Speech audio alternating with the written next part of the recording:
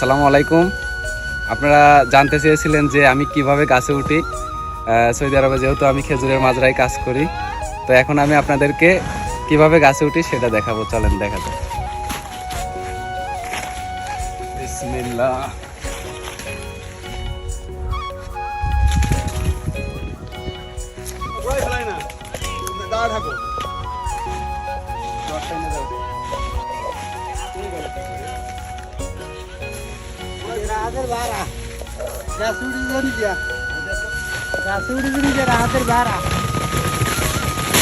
এদিকে একটু ঘোর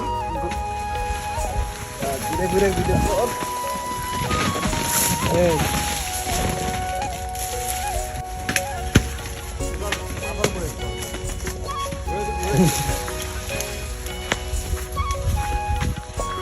Hi.